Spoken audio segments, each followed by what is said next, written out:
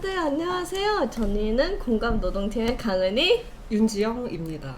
네, 저희가 굉장히 기쁜 소식으로 찾아왔는데요. 7월에 판결문을 하나 받았는데, 저희가 아파트 안내원 두 분을 대리해서 휴게시간 임금과 위자료 청구를 했는데, 법원에서 모두 인정해 주었습니다. 와! 이렇게만 말하면 사실 잘 모르실 것 같아서, 윤변님 사건 소개를 간단하게 해주시겠어요? 네. 그 강남의 이제 고급 아파트예요. 그 두 개 동으로 이루어진 고급 아파트고 얼마나 고급이냐면 여기는 호텔처럼 1층에 로비가 있어요. 그러니까 로비가 있고 그 로비를 지키는 이제 안내 직원들이 있는 거죠. 그래서 이제 저희의 의뢰인은 이 안내 직원이었고요. 20년 동안 이 아파트에서 근무했던 분들이에요. 처음에는 이 아파트의 처우가 괜찮았던 것 같아요. 임금도 최저임금보다 높았던 것 같은데 어느 순간 임금이 딱 최저임금 수준으로 떨어지고 이게 이제 두 개 동 아파트를 한 아파트에 이제 두 명의 안내 직원이 교대로 그래서 네 명의 안내 직원이 일을 하다가 그 중에 한 명도 사라져서 세 분이 이렇게 로테이션 하면서 근무를 했던 거죠. 그러다 보니까 막 휴게 시간에도 제대로 쉬지 못하고 일을 하게 되었고 그래서 이제 안 되겠어서 임금을 조금 올려달라고 요구를 했는데 그게 이제 입주민들의 반대로 월 10만 원 임금 오르는 것도 결국 무산이 됐고요. 그래서 휴게 시간에 일한 것만이라도 보상을 받기 위해서 노동청에 임금 진정을 했던 거죠. 체불임금 진정. 근데 이 소식이 입주자 대표 회장한테 들어갑니다. 입주자 대표 회장 귀에 들어갔고 그래서 이걸 괘씸하게 여긴 입주자 대표 회장이 안내 직원들 내보내라고 이제 관리회사에 요구를 한 거죠. 관리회사가 사실 의리기도 해요. 한편으로는 안내 직원 입장에서는 사용자이기 때문에 갑이지만 전체적으로 아파트와 관련해서는 입주자 대표 회의, 입주자 대표 회장 입장에서는 이제 의리되고, 그러니까 이제 회장이 지시를 하니까 결국 관리회사에서는 미안하지만 이 아파트에서 더는 일하기 어렵겠다, 다른 데 알아봐 주겠다라고 설명을 한 거죠. 근데 사실 이 안내 직원들은 관리회사가 계속 바뀌어도 20년 동안 계속 이 아파트에서만 근무를 했던 거예요. 그러니까 다른 데에서 근무한다는 걸 상상하기 어렵고 결국에는 뭐 자발적으로 퇴사하는 방식으로 해가지고 일을 그만두게 된 거죠. 그래서 20년 동안 일을 했던 이 아파트에서 두 분의 이제 안내 직원이 그만둔, 그리고 입주자 대표회장의 지시에 따라서 그거를 실행한 관리회사의 어떤 요구에 따라서 일을 그만둔 사건입니다. 사실 거의 10년을 3명이 상태로 일을 하셔서, 그리고 그렇기 때문에 되게 인력이 부족한 상황에서 그렇게 일을 해서 휴게 시간에도 제대로 쉬지 못했는데 10년을 참다가 드디어 임금 인상을 조금 해달라고 말씀하셨는데 그쵸. 이런 결론이 날 거라고는 두 분은 상상도 못 하셨을 것 같아요, 사실은. 이 사건은 사실은 제가 들어오기 전부터 계속 진행되고 네, 있었는데 혹시 그럼 어쩌다가 맡게 된 것인지. 네. 공감에 보면은 이제 공익소송 신청하는 난이 있어요. 이 두 분이 이제 공감에 무턱대고 이제 공익소송 지원 신청을 한 거죠. 그리고 그 사건이 이제 저한테 배달이 되어서 검토를 했는데 약간 이거다라는 느낌이 들기도 했어요. 왜냐면 이제 그간에 아파트 경비 노동자들 지원 활동을 많이 했었는데 그때마다 사실 좀 좌절을 많이 했거든요. 왜냐하면 형식적으로는 경비 노동자들의 사용자가 관리 회사이지만 실질적으로 그 위에 입주자 대표 회의가 있고 입주자 대표 회의가 이 경비 노동자들 그다음에 아파트에 근무하는 직원들의 노동 조건도 결정하고 사실상 뭐 업무와 관련해서도 구체적인 지휘 감독을 하는데 근로계약이 없잖아요. 입주자 대표 회의랑 경비원들 간에는. 맞아. 그러다 보니까 사실 입주자 대표 회의가 뭘 잘못을 해도 거기에 책임을 묻기가 어렵고 그래서 이걸 어떻게 풀어야 되나 되게 고민이 많던 차에 이 안내 직원 두 분이 본인들이 겪은 이야기에 대해서 이메일을 보내왔던 것이고 그 내용을 보니까 여기는 확실하게 그 입주자 대표 회장이 내보내라고 지시했던 정황이 보이더라고요.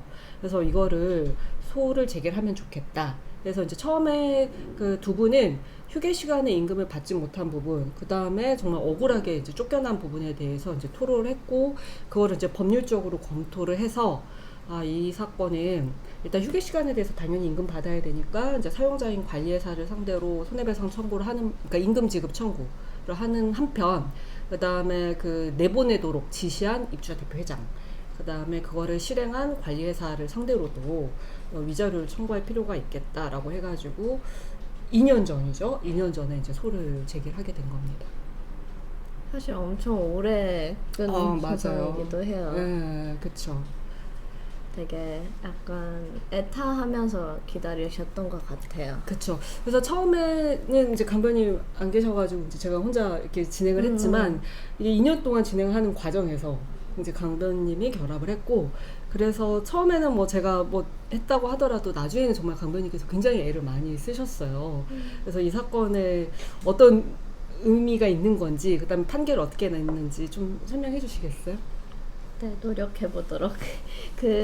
사실 이게 윤변님께서 말씀하신 대로 그게 소송의 목적이 세 가지였어요. 그래서 원고들이 고용노동청에 임금체불을 결국은 신고를 하게 되거든요. 왜냐하면 어쨌거나 아파트에서는 더 이상 임금을 올려줄 생각이 없고 그렇다고 휴게 시간을 보장해줄 생각도 없으니까 임금체불을 신고를 하게 되고 그 임금체불을 신고했다는 이유로 또 바로 입주자 대표 회장이 괘씸하니까 내보내라.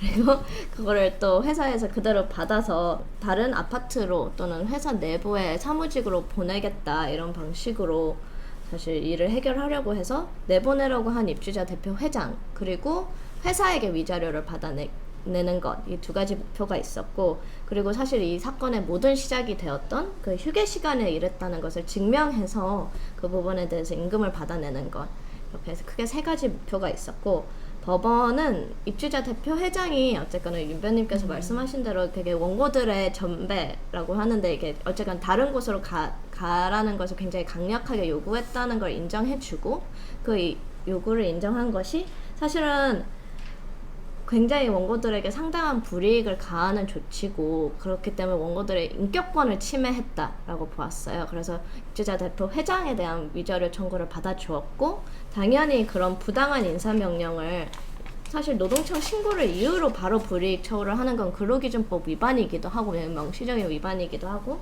부당한 인사명령을 한 회사에 대한 위자료 청구도 당연히 인정해 주었고 그리고 사실은 저로서는 굉장히 기쁘게도 휴게시간 임금 청구까지 모두 받아주었어요. 그래서 법원이 특히 이게 처음에 시작을 할 때도 어쨌거나 입주자 대표 회장에게 어떻게 책임을 물을 것인가에 대한 고민에서 시작한 사건이었고 그 고민의 바탕에는 입주자 대표 회장 어쨌거나 서류상으로는 어떤 근로계약상의 책임을 지는 주체는 아니기 때문에 그 부분에 대해서 어떻게 할까 했는데 법원은 사실 위자료 청구를 인용하면서 입주자 대표 회장이 이 관리회사 아까 을이라고 하셨는데 진짜 을이에요. 어쨌거나 아파트 관리회사는 계속 바뀌어도 입주자 대표 회의에서 그걸 결정하고 사실상 이 아파트 같은 경우는 임금까지도 어느 정도 결정할 수 있고 누굴 내보내라 할 것도 다 입주자 대표 회의와 회장에게 영향력이 있었던 거죠. 그래서 법원은 입주자 대표 회장이 관리회사에 상당한 영향력을 행사할 수 있는 지위에 있다.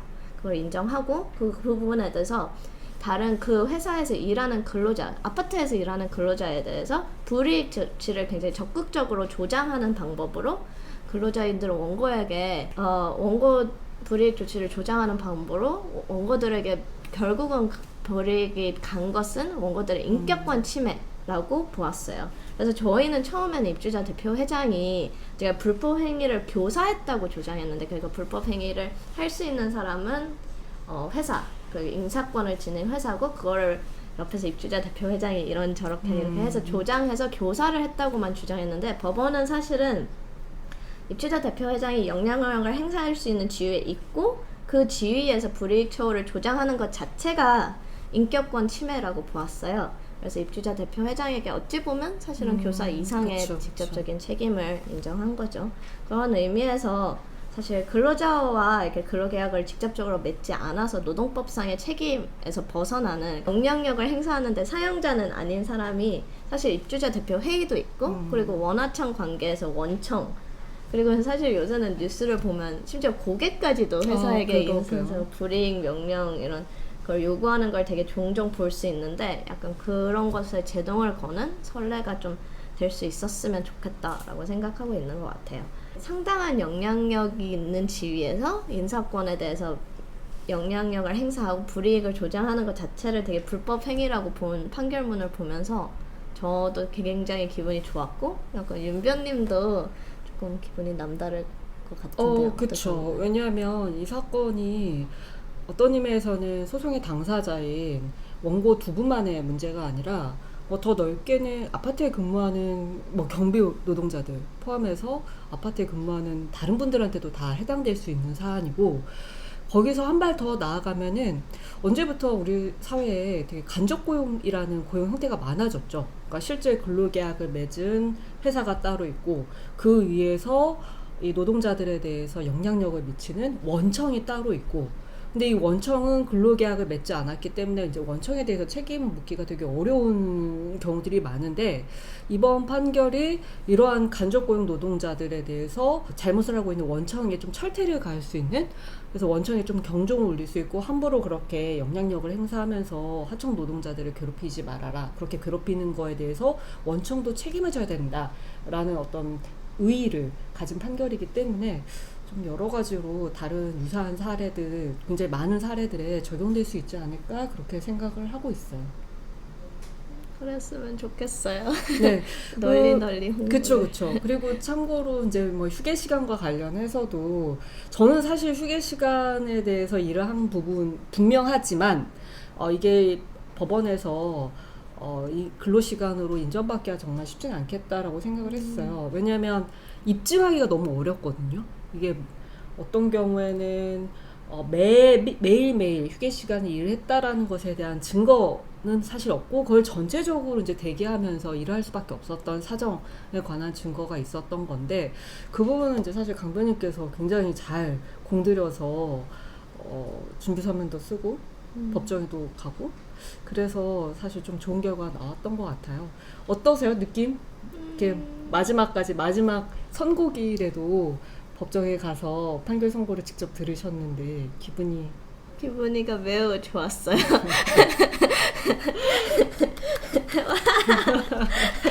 네. 네, 이게 사실은 뭐라고 해야 되지?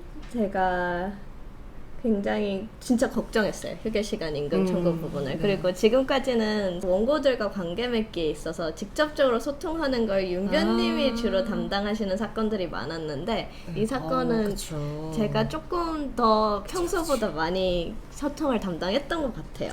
그런데 사실은 원고들에게는 이 휴게 시간 임금 청구 부분이 되게 중요했어요. 이게 약간 두 분께서는 휴게 시간이 이랬다는 걸 굉장히 본인은 알고 계시고 진실을 알고 계시고, 그리고 그것 때문에 건강도 안 좋아지고, 그리고 그 부분에 대해서 사실은 너무나도 당연하게 임금 체불이라고 신고했는데 그게 결국은 퇴사로까지 이어지는 이 모든 사건의 발단이기도 해서, 사실 안 되면 어떡하지? 진짜 걱정했던 것 같아요. 왜냐하면 이게 나는 진짜라는 걸 알고 있는 거에 대해서 다른 사람이 인정해주지 않으면 굉장히 억울하고 그러니까. 근데 저는 진짜 아무 생각이 없었던 것 같아요. 시작하면서 아니 증거도 있고. 네. 왜냐하면 제가 그 전에 이게 되게 자세하게 이렇게 학교에 있다면 자세하게 판례 하나하나를 찾아보는 건 아니니까, 그게 사실관계를 잘 볼 수 있지 않으니까. 그래서 사건을 하면서 이렇게 판례를 찾아보니까 인정된 예시가 그렇게 많지도 않을 뿐더러 구조적으로 일을 할 수밖에 없었다. 그냥 이 정도가 돼야지 좀 인정이 되는 느낌이라서 진짜 걱정을 많이 했어요. 그래서 사실 선고기일에 간 것도 질 거라고 생각하고. 그러게요. 저희가 그 얘기를 했죠. 질 거다. 하지만 우리가 과정에서 정말 열심히 했으니까 거기에서 의의를 찾자라고 이야기하긴 했었죠. 옆에서 굉장히 우쭈쭈를 해주셨어요. 네. 저는 약간 지면 이렇게 항소 여부를 고민을 해야 되니까 가서 어느 정도 인용됐는지 봐야겠다. 판결문 열기 전에. 네. 그래서 되게 떨면서 갔는데 그냥 생각보다 금액이 너무 큰 거예요. 그래서 이건 인정이 된 거다. 그래서 굉장히 기뻤죠. 네. 저한텐 반전이니까.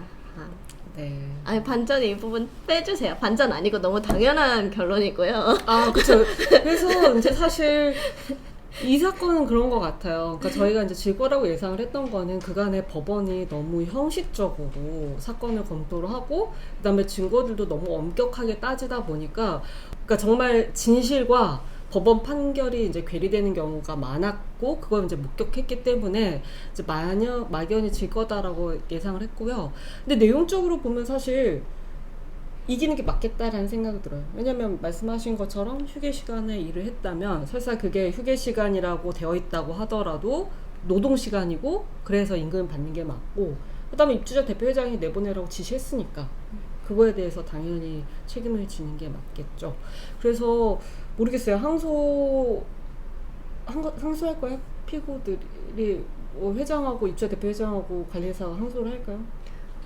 모르겠어요. 사실 저희랑 같은 날 항소 항소 기한 아직 안 지났나? 네, 다음 주 금요일까지라서 네. 매우 그래서 뭐 항소하더라도 음, 판결 유지되고 저희가 1심에서 이겼던 거 그대로 유지될 거라고 믿으면서 어쨌든 이 판결이 좀 많은 영향력을 가지면 좋겠고, 그리고 뭐 부당하게 대우받는 다른 이런 노동자들, 하청 노동자들한테도 좀 참고가 되면 좋겠다 생각합니다. 맞아요. 항소 안 하길 바래요. 네, 항소 안 하길 바랍니다. 하지 마세요. 네, 항소에도 저희가 잘할 겁니다. 물론 항소해도 이기겠지만 네. 하지 마세요. 네, 하지 마십시오. 이제 그만 네. 2년 했으면 네, 그쵸. 2년 했으면 됐습니다. 이제 충분히. 충분합니다. 네, 이제 그만 그분들에게 평온을 주셨으면 네. 좋겠어요. 네. 네. 그래서 앞으로 좋은 선례가 되길 바라면서 네. 네, 그럼 모두 안녕입니다. 다음에 봬요. 안녕.